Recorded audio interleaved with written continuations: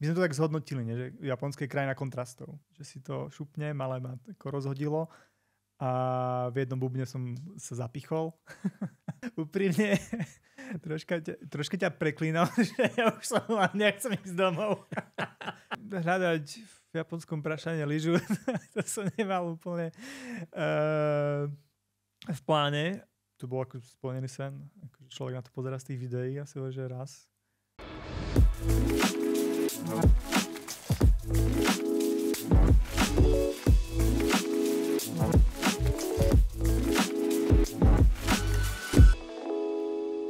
Ahojte, moje meno je Michal Gerčák a vítam vás v ďalšom dieli podcastu Horská závislosť. Tentokrát sa budeme rozprávať o Japonsku s Peťom Orihladkom. Nedávno sme sa vrátili z takej malej freeride expedície z japonského Niseka a porozprávame sa, čo všetko sme zažili. Peťo pracuje ako programátor na voľnej nohe, chvíľu je doma na Spiši a potom v Prahe v voľnom čase rád cestuje. V Spišskej Novej Vsi si otvoril spolu s kolegami zdieľanú kanceláriu Baňa Coworking a absolvoval u nás množstvo freeride campov. Ahoj Peťo, ďakujem, že si prijal naše pozvanie a vítam ťa v našom štúdiu. Čauko, čau. Už niekoľko dní sme doma a musím povedať, že tú kultúrnu zmenu som musel vstrebávať. Samozrejme nie z Japonska, ale na to som ešte dostal nejakú chrípku, tak sme to všetko museli presúvať, ale sme tu. A ešte stále mám tie spomienky na Japonsko intenzívne. Ako je to u teba? Áno, celý výlet bol riadne intenzívny. Vlastne tu boli 9 dní. Cesta zabrala celku aj dosť, ale hej, človek bol v jednom zhone a zrazu je doma so svojimi povinnosťami, tak človek tak na to dobre teraz spomína. Hej, hlavne keď u nás nie je sneh. No, hlavne keď u nás nie je sneh. Tie zážitky sú intenzívnejšie. Začnem teda trochu v histórii. Už niekoľko rokov organizujeme tieto freerideové campy aj na Slovensku. Ty si bol už v podstate účastníkom myslím, že od začiatku, keď neviem, či nie úplne na prvých. Potom sme začali chodiť do rakúskeho Arlbergu a zhruba, čo si pamätám, tak 3 roky dozadu ste začali spomínať Japonsko, že poďme do Japonska a všetci sme samozrejme videli tie zábery z toho Prašanu, všetci to ospevovali, lebo podľa mňa Japonsko to je taká vec posledných 10 rokov, že sa to tak začalo objavovať kade tade. No a chvíľu to síce trvalo, ale minulý rok sme to naplánovali, teda rozhodli, že ideme. Chvíľu trvalo to plánovanie, zabezpečoval som auto, ubytovanie, všetko možné, ale dohodli sme to a viem, že už v tom čase si bol ty veľkým fanúšikom Japonska a dokonca mám také, že neviem, či si sa nenazval dokonca, že si japanofil. Nie, ja som ako strávil v Japonsku 3 mesiace pred 9 rokmi a vlastne v dnešnej dobe by človek povedal, že to bol vlastne sabatikál, že som skončil prácu, odišiel tam na 3 mesiace a cestoval hore-dole v Japonskom, takže... Čo teba lákalo na tom Japonsku, alebo že prečo si sa práve vybral? Lebo rád cestuješ, viem, že rád cestuješ, bol si kade tade, že prečo sa rozhodol, že ísť vlastne do toho Japonska na 3 mesiace? Japonsko, aspoň pre mňa bolo ako totálna exotika, ktoré som poznal iba z animovaných filmov, alebo z komiksov, alebo z nejakých práve cestopisov a videí. A človek, keď tam došiel, ja som sa určite cítil ako Alenka v ríši divov. Vyzerá to tak familiárne, ako že človek používajú vlastne, že tie majú autá, ale vyzerajú inak. Jazyk takisto bola nejaká bariéra, ktorú som snažil troška prekonať, ale človek ako aj v 2 rokoch ako nejakej štúdia japončiny proste stále je tam troška stratený vo všetkom tom kanji. Hlavne my sme ako neboli v tých veľkých mestách, ale to je ako pre našinca nezvyk byť napríklad v Tokiu, kde je 20 miliónov, čo je asi 4 Slovenska.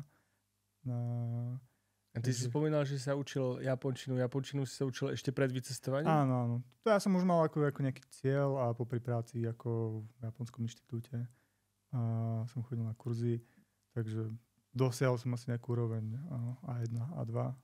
Z koľkých to je? Ja som na čísla, že od 1 do 10 to je aká úroveň? Od 1 do 6. Takže, od 1 do 6 a mal si jednotku? Jednotku, dvojku. No. Bolo to náročné učiť sa japončinu? Popri práci to bolo také náročnejšie. Ale človek, keď má rád jazyky, je to fajn. Akože asi pre človeka, ktorý by sa do toho nutil, by to bolo dosť ťažké. Ani nie tak možno hovoriť, ako písať. Napríklad to je to veľa zložitejšie. No, pre teba to už bola druhá cesta do Japonska, áno. Ale pre mňa to bola prvá a ja musím povedať, že pre mňa to bol obrovský zážitok už od nástupu do lietadla. Jednak leteli sme pomerne dlhý let, ale nie až taký extrémne dlhý, nejakých 11 hodín do Tokia. Tam sme prestúpili, leteli sme vnútroštátnym letom do Sappora a prvé náznaky tej zmeny a toho celého, jak som to všetko začal vnímať, už boli pri tom prestupe, lebo vlastne čo pri prestupe už, keď sme nasadli do lietadla, tak všade, keď ukazujú tie inštruktážne videá alebo informácie o tom, že čo robiť, tak tam boli Pokémoni, hej. Pokémoni sedeli na sedadlách a vysvetľovali tie Pokémoni, čiže to bola jedna sranda. Ale aj tí ľudia, ten kľud, musím povedať, že odkedy sme prišli do toho Sappora, všetko bolo nejaké také kľudnejšie. Je pravda, že ten presun o to poschodie nižšie na to metro alebo na ten vláčik, tak to bolo to také akože dosť hurta, lebo bol to taká križovatka prestupná. Áno, aj veľa turistov tam bolo, ktorí nevedeli, čo robiť. Vlastne ty si tiež nevedel, ako funguje listok v tých turniketoch. Čiže mi nešiel vojsť ten lístok, nakoniec som nejako preskočil, ale lístok som mal. No a začali sme presunom. Šli sme 2,5 hodiny vlakom a miestnou vyrážali sme. Šli sme do Otaru, ale v podstate prechádzali sme okolo Sappora, taký ten vidiek. A od začiatku musím povedať, že pre mňa to bolo také, že kľud. Že kľud a pokoj. Na začiatku nebolo ani tak veľa snehu, bolo slnečné počasie, že pre mňa to bolo neuveriteľné. No a potom sme prechádzali okolo oceánu a začal pribúdať sneh. Čím bližšie sme boli k Kukučanu, tak bolo viacej a viacej snehu. A ešte bolo vtipný ten vláčik, ktorý sme išli z toho Otaru. To bol taký motoráčik, ktorý vyzerá túto v studenom potoku. Áno, no, ja som týmto chodil aj do školy. Celú vlastne strednú školu, ale aj čas základnej som chodil presne tým motoráčikom zo studeného potoku. Čiže áno, malo to podobný zvuk. Prvá vec, ktorá mňa udivila, bolo, že sme vystúpili v tom Otaru. Tam sme prestupovali. A začal si nám vysvetľovať tie miestne karty, ktoré fungujú aj na automaty, aj na metro, aj na vlaky, aj na všetko. A teda zaobstarali sme si ju do Apple Walletu a šiel som si kúpiť čaj a zrazu, že teplý čaj. Z automatu vypadol teplý čaj. No, tie ich automaty... Tento, hodžičaj. Tie ich automaty sú akože celosvetovo známe, že v Japonsku vlastne to človek nájde na každom rohu. Keď som tam bol predtým, tak som sa tulal niekde v nejakých horách a proste prišlo nejaké malé stredisko, kde nikto nebol, lebo to bolo ako zimné. Ale bol tam ten automat a vedel som si proste kúpiť čaj alebo vlastne vodu. Pre mňa to bolo neuveriteľné. No vlastne my sme sa ocitli na ostrove Hokkaido, ktorý je druhý najväčší, je najsevernejší a najmenej obývaný. Ako máme oveľa menšiu hustotu ako Honshu alebo Shikoku a Kyushu. To sme vlastne videli, že to bol vlastne celý vidiek a aj keď to Sapporo bolo, myslím, že okolo 2 miliónov obyvateľov, tak inde už vlastne bol samý vidiek. No ja som sa dočítal, že dokopy na Hokkaide žije 5 miliónov ľudí. Čiže je dosť veľký ostrov a naozaj to bolo aj neskôr vidieť, k tomu sa dostaneme, že ich tam bolo strašne málo. A tým, že je to ako keby najsevernejší ostrov, tak je to aj ako keby najbližšie k Rusku. Áno, tam vlastne už bol ten Sachalin ako nad Hokkaidom a pôvodne aj vlastne Sachalin časti patril Japonsku, potom vlastne ho Sovieti zabrali a práve, že vysťahovali pôvodných obyvateľov, ktorí aj na Hokkaide žili, ktorí sú troška iní ako Japonci. Tam, či sa vám asi sme nevideli asi úplne ten rozdiel my Európania, ale napríklad Japonci vidia, že kto je zo severu a kto je z juhu.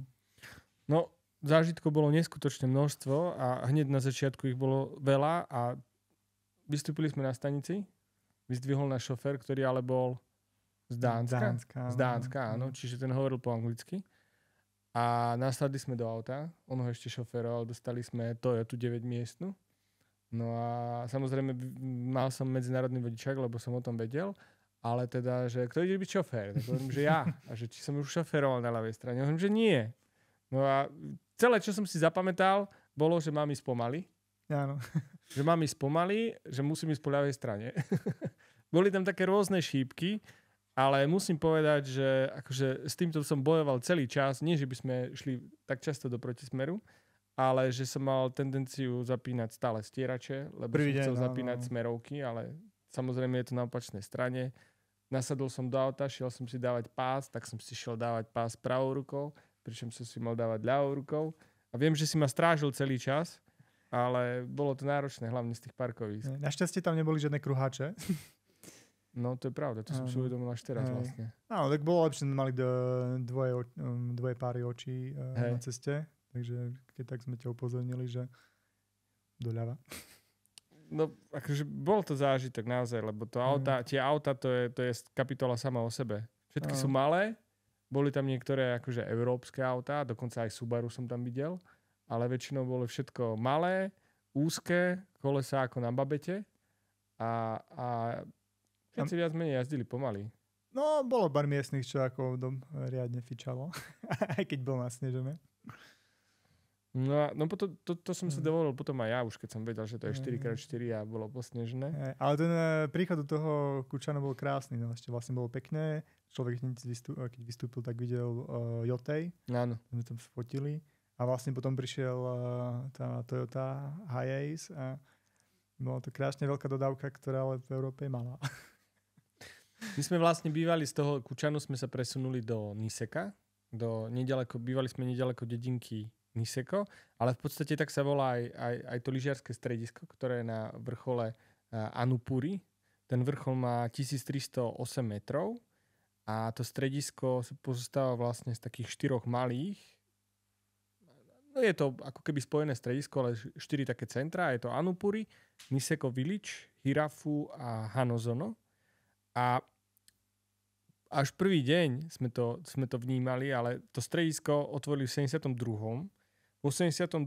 otvorili Niseko Village a v 92., čo je vlastne, koľko to je, 20, to je 30 rokov skoro, a ak dobre rátam, necelých 30, otvorili to Hanozono, ktoré bolo akože ultramoderné, ale už bolo 30 ročné. Áno, ale bolo asi najviac turistické. Ako keď sme tam boli, tak väčšinou to boli Európania, alebo aj v tých reštauráciách, čo sme boli, tak bolo vidno, že troška viac už pre Európanov, alebo skôr Austrálčanov a Američanov robené. A ako si vnímal ten prvý deň ty v tom stredisku? Pre mňa to bola strašná nostalgia aj ten príchod, lebo vlastne už človek, jak tam strávil čas na Japonsku a potom dlho nebol, tak si človek na všetko spomínal. A prvý deň potom v tom Niseku už na tých vlakoch to bola veľká sranda, lebo to práve my sme to tak zhodnotili, že Japonsko je krajina kontrastov. Áno.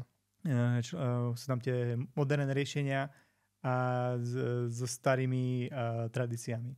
A čo je vidno aj napríklad potom na tom stredisku, že oni sa tam vlastne neobnovovali tie lanovky, kde vyzerali vlastne jak staré vleky na chopku, alebo vlastne sme boli prekvapení z toho, že podobne ako v Amerike nemali tretina alebo štvrtina tých lanovek nemala safety bary. Hej.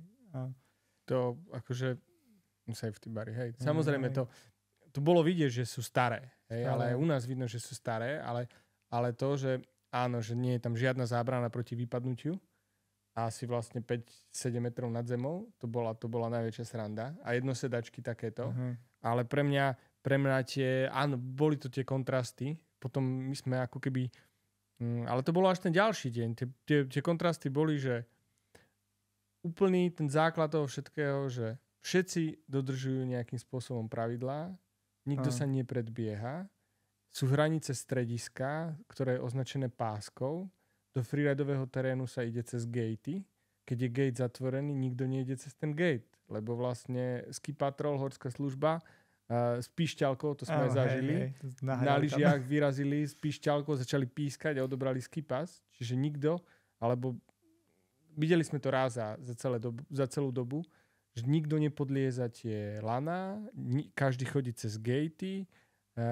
To, že vlastne tí pracovníci zametajú každému jednému metličkou sedačku, aj keď tam nebol sneh. Pozdravia sa Áno. dozo.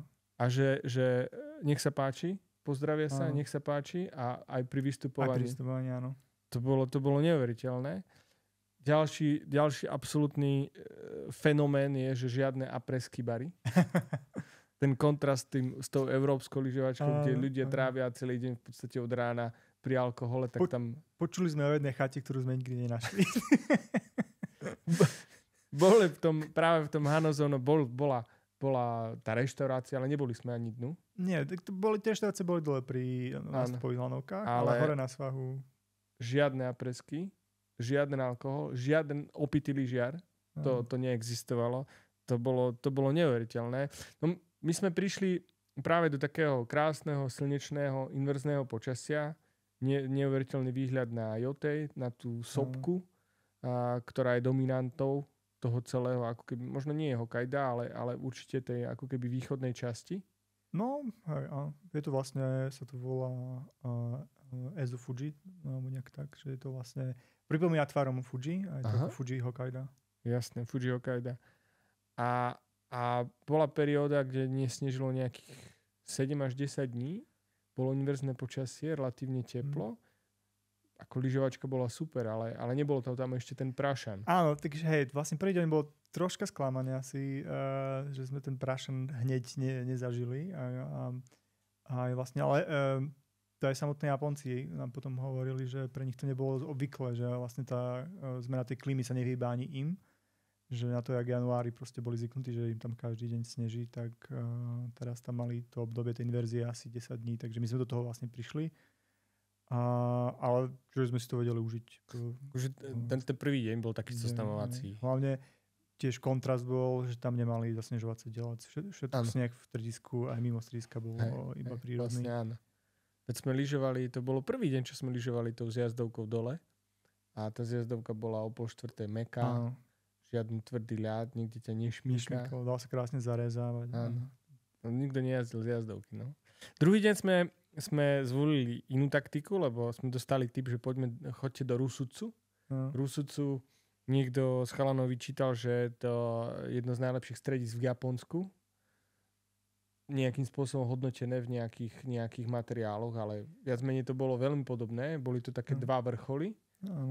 Bolo to nižšie, čiže tam bolo viacej toho lesa. Aj viac stromčekov. Hlavne myslím, že ako hodnotilo lepšie oproti Niseku, že je menej ľudí. Že tak viac asi. Áno. Bolo tam menej ľudí. Bolo to samozrejme rozližované, lebo ten čerstvý sneh nebol. Ale bol tam výhľad na Pacifik. Z vrcholu to bol krásny pohľad, keď sme vlastne videli aj nejaká loď tam bola, čiže bolo to také zase iné, zaujímavé. A hlavne tá cesta tam bola zážitkom, lebo však sme obchádzali Jotej. Áno, vlastne okolo Jotej a okolo boli iba farmy. Áno, a tam boli tie, kde asi sa pestuje tá tekvica Hokkaido. Nie istý. Viem, že tam vlastne chovajú tie kravy, z ktorých keď sme vlastne boli aj v tom 7-Eleven, čo asi potom povieme, jak sme tam fungovali so stravou, tak tam mali taký ten stánok, že lokálna farma, boli tam tie výrobky väčšinou z mlieka. Hej, boli to skôr nejaké farmy, kde vlastne pestujú nejaký dobytok a mlieko a všetko možné. To bolo vidieť, ale zase kľud a pokoj, ticho, malé domčeky, veľa snehu, tam padá aj v tom Rusutsu, aj v Niseku, tam mali informácie alebo tie ukazovatele, že tam padá 12 metrov zrážok za zimu. Áno. Čiže to bolo neuveriteľné. Vlastne taký spoiler je, že keď sme odchádzali, tak im tam napadlo ten ďalší deň, ak sme už vlastne boli doma, tak ich napadlo 1,20 m snehu za deň. Áno, za noc. Hej, za deň. navadlo 1,20 m a zavreli školy a bolo to neuveriteľné. Našťastie sme odleteli. Aj keď, niektorí chceli ostať. Áno, niektorí boli radi, že by museli dávať domov, že... No a potom ale prišiel ten sneh aj nám. Ten tretí deň. Áno. V podstate sme sa ráno zobudili, pozerali sme predpovede, všetko možné. Ráno sme sa zobudili, už večer bol taký náznak. Už vlastne v Rusúcu, keď sme sedeli na lanovke po obede, tak už začalo snežiť a už sme boli všetci takí lepšie naladení, že už to ide. Že už to ide, že to je to, čo bolo nám v katalógu sľúbené. Ale áno, v katalógu sme sľubovali sneh, áno. To je pravda, ale ja som pozeral tú predpoveď a nevyzeralo to tak, že má prísť nejaké veľké množstvo snehu. Tie predpovede boli nejaké, ale v konečnom dôsledku tie zrážkové pásma boli také slabšie. No len ráno sme sa zobudili a bolo nejakých 20 cm snehu na aute. A to, čo sme vlastne si mysleli, že je len 20, tak sa ukázalo v tom Náunupuri, že tým, že samozrejme sú to tie vrcholy, tie zrážkové pásma prichádzajú od vody. To znamená, že tie vrcholy to zadržia a v tých kopcoch padá výrazne viacej snehu, čiže v tom stredisku bolo 30, možno ešte aj viacej snehu a ja som zle odbočil, dostali sme sa inde, ako sme chceli, lebo sme sa dostali do Niseko Village, do Anupuri časti a tam zrazu bolo 300 freeriderov, čiže sme čakali aj normálne radu. Anupuri Gondora. Sme čakali, no. Anupuri Gondora, hej, že je crowded.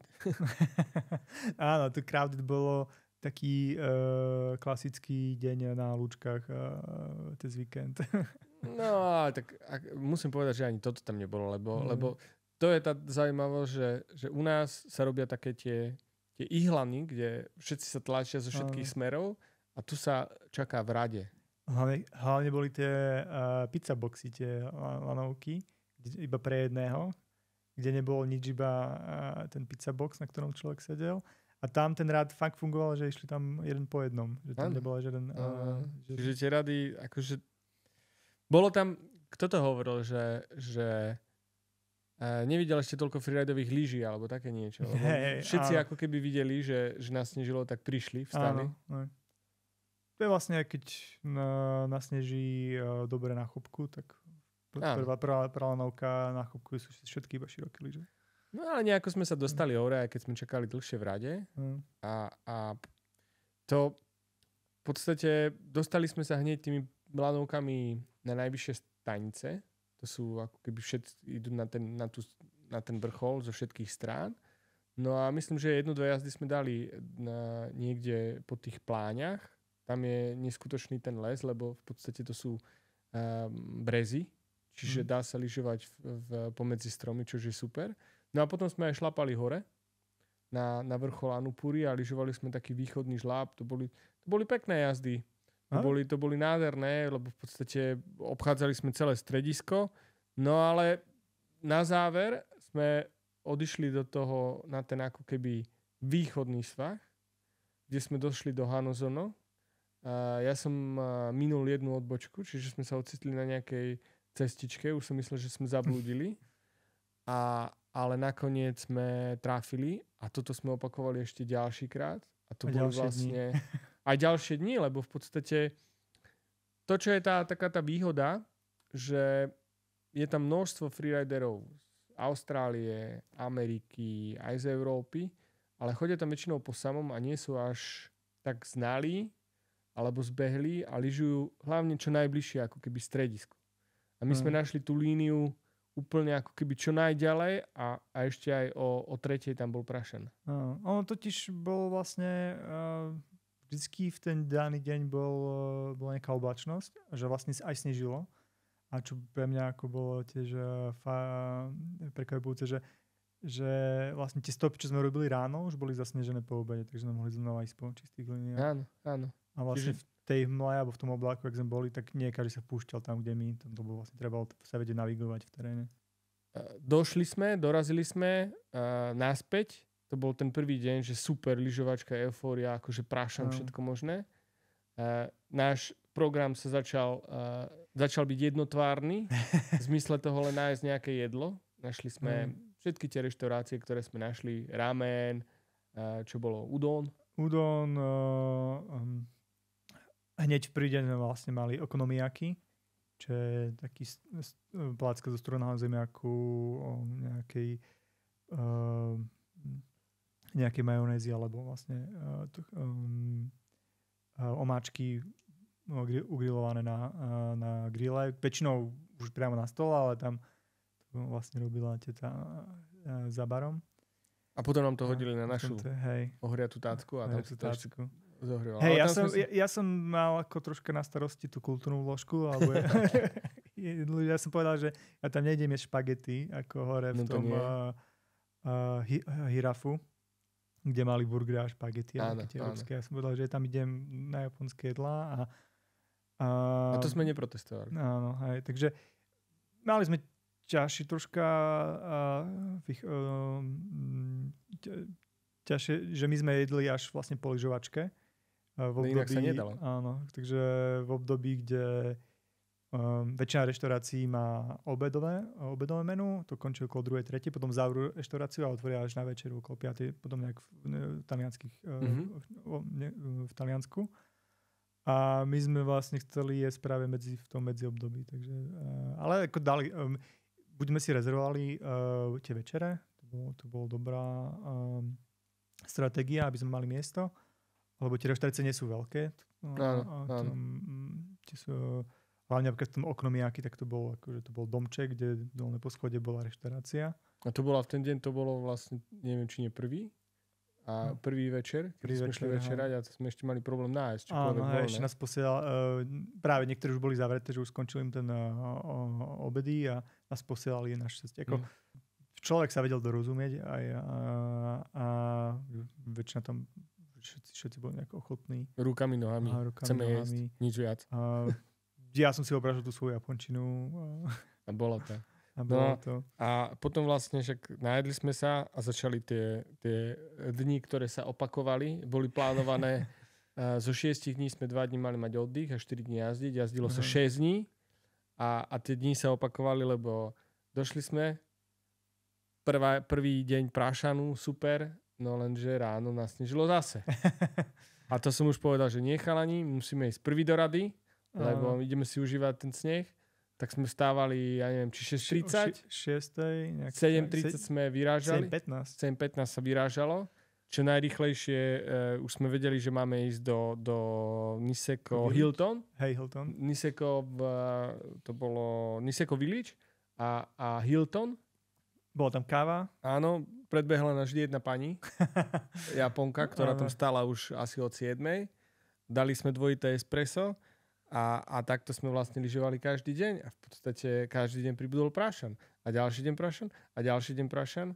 Jazdili sme to Hanazono, to bolo neuveriteľné, lebo v podstate každý deň sa opakovali, na tom kopci nás snížilo 20, 30, 40 cm.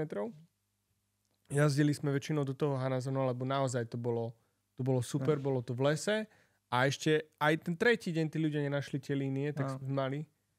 Mne to páčilo, že hore to boli vlastne pláne, potom to troška začalo malé briesky a vlastne potom ten travers do Hanazono bol taký krásny lesík.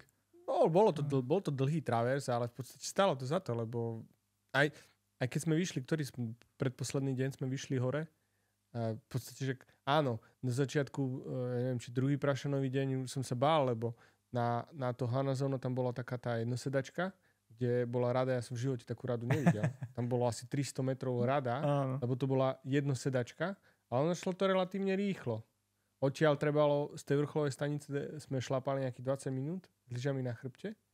No, a jeden deň sa trošku vyčasilo ráno a to bolo skvelé. Do toho kotla šlo len pár ľudí. Každá tá jazda bola neuveriteľná. A čo je hlavne, bo ja som hovoril, že áno, kedysi som zažil aj ja také prašané lyžovačky aj na Slovensku, že to nie je výnimočné, a možno teraz na tej Hakube nasnežilo, v podstate zasnežilo stĺpy lanovkové, čiže je tam rekordné množstvo snehu vraj na Hakube tento rok, ale že také prašany boli aj u nás, ale nezažil som ich 4 dní po sebe. Alebo že ešte po obede zase môžeš ísť. Ale hlavne ten sneh je iný. Naozaj ten sneh je iný, lebo je ľahší, hebkejší, nie je to zľadovateľé, akože je to iné. A hlavne, ak hovorím, pred 2 dní sme tak skoro skúšali tie terény. To bolo zase dobré, že sme si tie strediska ako vyskúšali v tom peknom počasí. potom už keď začal ten prášan, tak už sme nechceli prestať. No nie, no akože veď sme mali aj pásy, nosili sme ich každý deň, čo vlastne ešte vysvetlíme, ale lebo plán bol taký, že pôjdeme aj niekde na pásy dookola, lebo tam je to Imonapuri, je ďalší kopec, kde sa dá ísť na pásy. To to bolo také, že to by nás asi príliš unavilo. Ale aj v Rusúcu bol ten... Áno, oproti Rusúcu bola možnosť ísť na pásy, že je tam veľa tých túr, ale no nedalo sa ísť na túry, lebo v podstate ako keby najväčší pomer jazdenia a prášanu bol tým, že ideme do strediska. Tak s tými lanovkami to človek ako mal veľa jednoduchšie, že vlastne keby sme šlapali, tak máme iba jednu jazdu dole. Áno, tak to sme ich mali... Akože bola by to možno super jazda, ale to boli o niečo menej ako super, ale bolo ich veľa. A keď sa by bolo asi fajn v ten prvý deň, keď nebol ten sneh, tak by sme mali výlet za slnečného počasia, ale to sme ako len prišli a sa orientovali. To by nás viacej unavilo, no. A tie kontrasty väčšie, tak ako som hovoril, že každý deň sa to opakovalo, už boli potom tie slávne slová, že zase ten sneh. Jazda. Jazda bolo ďalšie slovo, lebo ide sa nie, chalani, ideme vstávať a ideme jazdiť. Potom ideme po obede sa nájsť, potom ideme na nákup do 7-Eleven, ktoré si hovoril. Tam bola vykúpili nám, neviem, posledný deň nám vykúpili sušené mango. Áno, tie vlastne v celom tom stredisku boli iba dve večierky, ten Lawson v tom Hirafu a 7-Eleven pri tom Niseku. A to som práve, že hovoril aj, už spomínal v tom lietadle, že ten fenomén tých japonských večerok, kde človek vie akože v malej predajni, kde v mestách je to skoro na každom rohu, je veľmi široký sortiment vecí od elektroniky, hygieny až po hotových jedál, ktoré len hodí do mikrovlnky, respektíve jemu vedia rovno zohrať v tej predajni. A tie návaly tých freeriderov, ktoré ako po lyžovačke došli do toho semno, oni nestihali dokladať tie veci. Tak. My ako neboli sme tam sami, to musíme priznať, že sme tam neboli sami, že podobne zmýšľajúcich tam bolo kvantum. Človek tam prišiel a boli prázdne regále niekde. Takže... Ale bolo to super, že hlavne by sme si kupovali tie desiaty na svách, čo boli vlastne tie rýžové onigiri. Onigiri, hej, tie to bolo neuveriteľné aj s tým poťahovaním, že ešte tam bol návod, že najprv jednotka, potom dvojka, potom trojka a zrazu vlastne úplne čerstvá riasa, rýža, losos, akože to ja som každý deň nakupoval pomaly to isté. Keby som tam ešte ostal ďalšie 3 týždne, tak každý deň si nakupujem stále to isté, lebo to bolo skvelé. Mne nakúpy trvali asi najdlhšie, lebo ja som si vždycky ako vybral, že čo ešte som vlastne si chcel kúpiť. Chalani vlastne väčšinou šli podľa očí. Bolo fajn, že tentokrát bola taká, že v 7-Eleven mali tie nápisy častokrát aj v angličtine, čo už akože ma prekvapilo, že predtým, keď som bol, tak človek musel luštiť cez Google Translate. A hlavne ja som bol ochotný skúšať tie nové veci. No. Chalani napríklad hneď zobrali chleba. Ja som hovoril, že chleba tu, ako neviem, v Japonsku, lebo ten je taký americký vatový. Dá sa znať aj európsky, ale iba v nejakých tých pekárničkách vo väčších mestách. A ja som bol celých 9 dní ako na ryži. No, jasné. Ako ja by som s tým dokázal žiť. Ako, mám rád aj chlieb, ale no, jednak naozaj ten chlieb, tam to nebol chlieb. To neviem. To je iné, ale chlieb to nebol.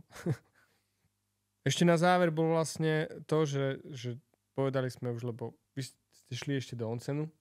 Áno. Šli si vyskúšať miestne kúpele. To je také ako v Japonsku vlastne v mestách alebo dedinách boli spoločné kúpeľne alebo bathhouses, ako v angličtine, že by sa dalo povedať, že kde hlavne v horách sú termálne pramene, takže je to japonská tradičná vec. A my sme mali asi 10 minút od ubytovania a vlastne onsen, kde som chalom vysvetľoval, že vlastne na začiatku sa musí človek ako osprchovať, ako tam, a až potom, keď je čistý, vchádza do toho bazínika.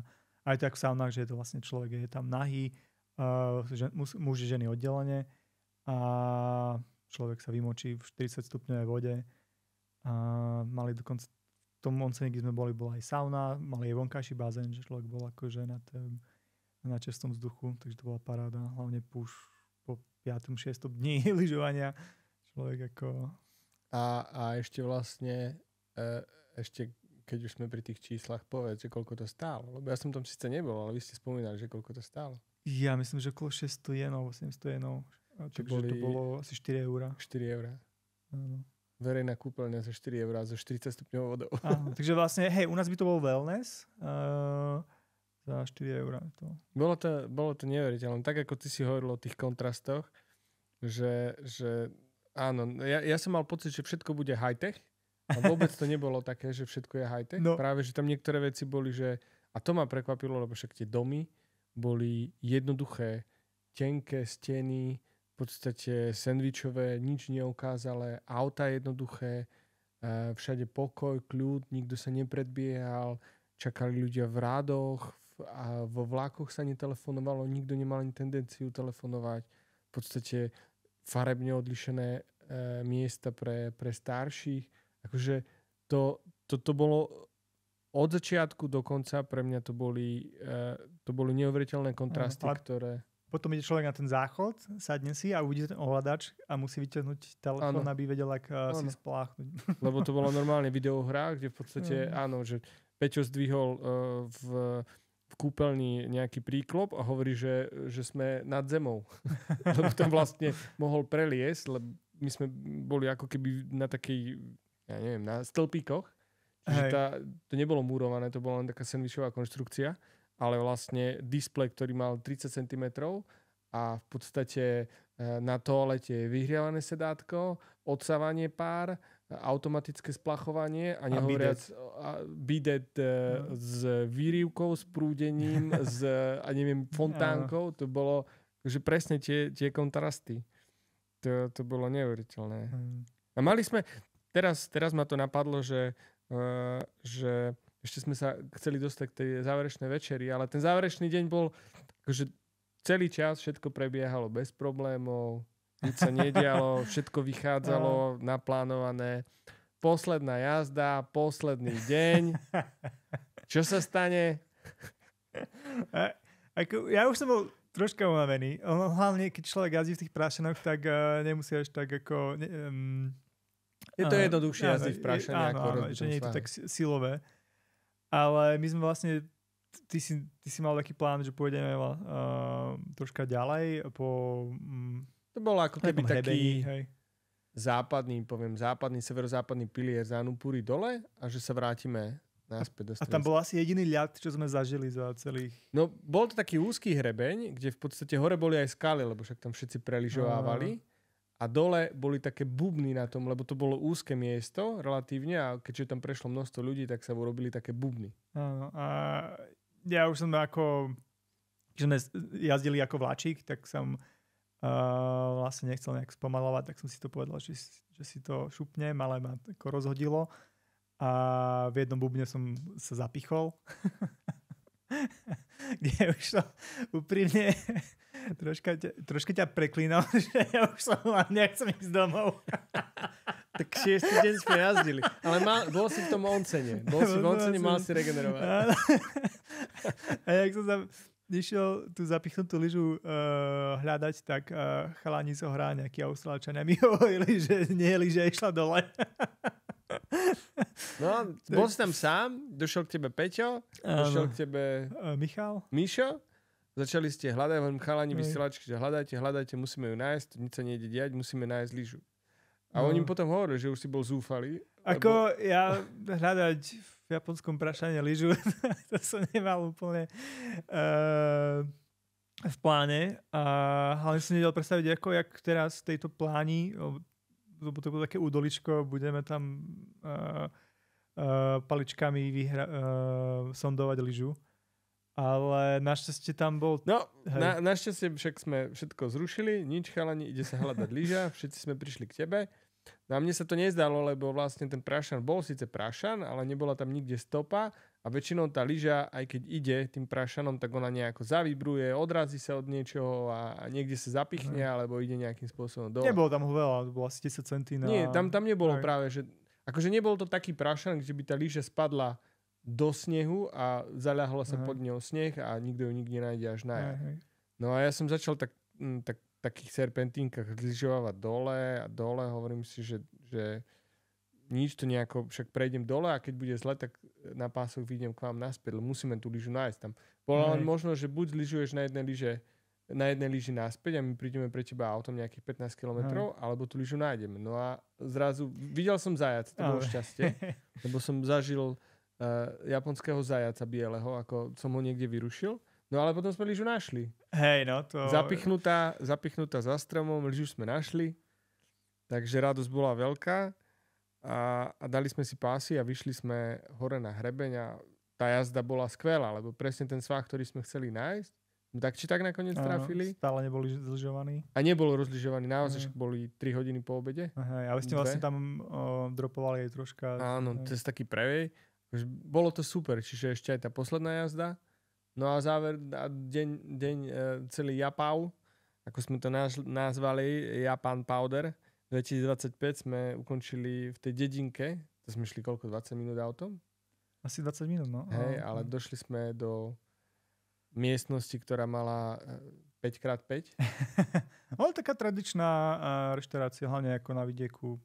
Vlastne, to bol nejaký vidiek, áno. Bola tam babička, ktorá mala 70. Hej, asi syn by som typoval. Nikto nevedel po anglicky. Vlastne my sme si to rezervovali tým, že sme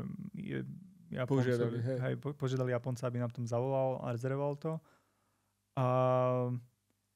A ukazovali sme na mapu sushi, ktoré chceme. Došlo občas k nejakým takým, že došlo jedno na miesto celej tacky.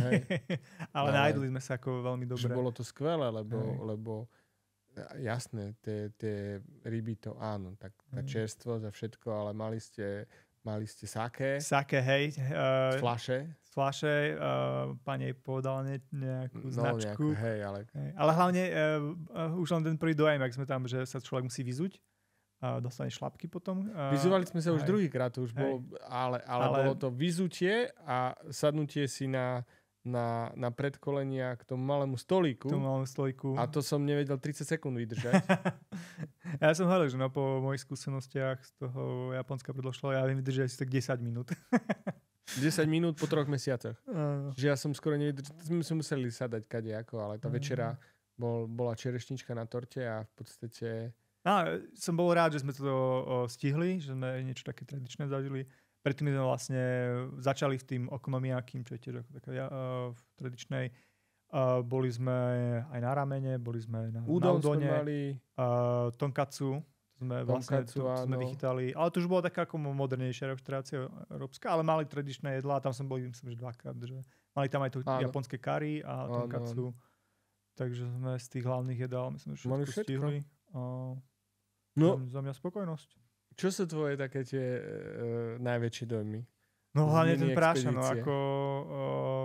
to bol ako splnený sen. Človek na to pozerá z tých videí asi že raz. To som ešte ani nevedel lyžovať poriadne, ako v tých freeridoch, to vlastne iba vďaka tebe, že tých kruzov a potom už keď sme zvládali niečo, tak si tak poďme aj do Japonska. No. A tiež ako hlavne po rokoch konečne v tom Japonsku, lebo človek posledné roky aj sa ťažšie testovalo, aj do toho vlastne iné priority životné a konečne, že to aj spolu s chalami sme sa tam dostali. A hlavne to prežívanie spolu, hej, že tam je trocha iné, z ktorý som bol relatívne ako cestoval som sám, a keď ako som mal veľa hostí, ktorí ma chodili pozerať, ale teraz vlastne s chalami to bola väčšia sranda, no. Tak sa teším, že takéto dojmy ostali a že to také bolo. No, pre mňa osobne ten najsilnejší dojem je tá emócia, ktorá stále pretrvá vo mne, že keď som povedal, že na začiatku, že Japonsko nie je ako keby že iná zem, ako keby z iného sveta. Mne to príde, že to je na inej galaxii. Že Japonsko nie je na tejto zemi, že to je naozaj iná galaxia, lebo od tých ľudí, od toho správania, ten pokoj, to, že stoja ľudia v rade, nepredbiehajú sa, akože také tie cnosti, obyčajné, jednoduché, ktoré vlastne, to bolo pre mňa až neuveriteľné. A nehovoriac, čiže od tej kultúry, od toho všetkého až po to samotné lyžovanie, lebo naozaj ten sneh je trochu iný. Žiadne snežné dielo sme tam nevideli, nepotrebujú ho, lebo napadne 12 metrov za zimu. Asi to o niekoľko rokov bude aj tam, samozrejme, ale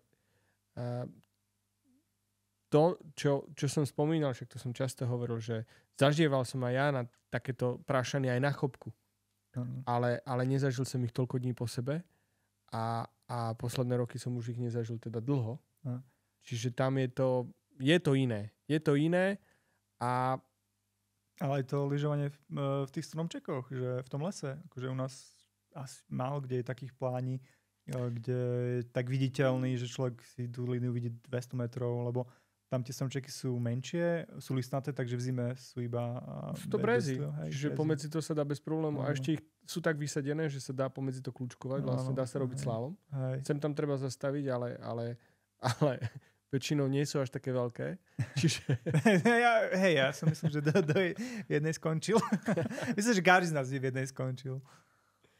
Čiže bolo to neuveriteľné. Hlavne, keď sme jazdili, že poď za mnou a ty si proste... akože, ja som si to až na tých videách uvedomil. Rozvídol ten sneh, takže ľudia za tebou išli naslepo. Že vlastne každú jazdu, čo som robil, tak som vlastne bol ako James Bond, ktorý pustil tú dymovú clonu, aby ste nevideli. A tam ste museli vybočiť. Čiže to som si uvedomil až potom. A to som nemal dokonca ani tie powder baskety na tie veľké krúžka na paliciach. Ale bolo to tak. No a hlavne my sme vlastne lyžovali len stále v stredisku. Ten pôvodný plán bol, že budeme lyžovať menej dní, že si zoberieme aj pásy, že pôjdeme aj niekde šlapať na pásoch, že si vidíme na nejaký kopec a že lyžujeme nejakú inú línu, ale jednoducho sa nedalo. Čiže to, keď sme stáli hore na tom Anupuri a potom bol trochu výhľad, ani nie na Toyote, lebo Toyote je ako keby celodenná túra, ktorá je 1600 metrov, čiže to je dosť veľa. Ale dookola všetky tie terény, kde sú 200, 300, 400 metrov výškových výšlapy, kde sa dá potom jazdiť ten voľný terén, čo sme ešte ani vôbec neobjavili. A to ešte my sme neboli ani v tých ďalších, ako je Mojva, nehovoriac Furano, Ivanaja, všetky tieto veci, ktoré sú dostupné autom, že Asahidake. Je to tam neuveriteľné a je tam toľko možností, že sa, dúfam, budeme tam vrácať. Hej, veď vlastne veľa aj tvojich známych, nie? Vodcov tam chodí pravidelne a stále niečo obďavuje. Teraz vlastne Robo dával niečo, tam bol 50 30 dní, alebo koľko tam bolo? Hej, ale oni boli na tej Hakube, čiže je tam akože toho strašne veľa a už teraz vlastne začíname plánovať Japao 2026, takže uvidíme, ako to bude. Mňa tiež prekvapilo, že všetci tak skúsenejší hovorili, že to Niseko, že to už je veľa tam turistov, je to tak sprofanované, ale ja my si to dobre užili. Áno, to som počúval od začiatku, že to je veľa ľudí, aj keď som na zasadnutiach stretával japonských kolegov, tak hovorili, lebo jeden bol z Hokkaido, že nie, že tam nemám to rád Niseko, že tam je veľa ľudí, ale neviem. Akože my sme zvyknutí na iné množstva asi. Hej. A videl som nejaké fotky dlhších radov, ale neviem, to asi podľa mňa bolo práve, že človek tam čakali na ten jeden deň, kedy... Áno, ale to sú také fotky, že podľa toho, jak to odfotíš, tak v podstate už tou fotkou vlastne spôsobíš, že už tam nepôjdu ďalší ľudia a tým pádom to ostane pre teba. Takže spomienky sú intenzívne. Sú. O to intenzívnejšie budú plány na ďalší rok. Peťo, ďakujem, že si prišiel, že sme sa mohli porozprávať a znova si pospomínať, aj keď to nie je dávno, ale už mi to príde dávno na Japonsko a ďakujem ti pekne. Ja tiež za sprevádzanie a za organizáciu. Bez teba by sme sa asi tak ľahko ešte tam nedostali. Ďakujem pekne. Sme na konci ďalšieho dielu podcastu Horská závislosť a som rád, že ste nás dopozerali a dopočúvali do konca. Budem rád, keď podcast hodnotíte na platformách, ktorý ste ho pozerali alebo počúvate. A tentokrát máme pre vás malý darček. Palo Barabáš nám nechal DVDčko 100 rokov horolezeckého spolku James. Výherkyňu alebo výhercu vyberieme spomedzi všetkých komentárov a zašleme ho. Verím, že sa bude páčiť a ďakujem ešte raz. Vidíme sa alebo počujeme pri ďalšom dielu podcastu Horská závislosť.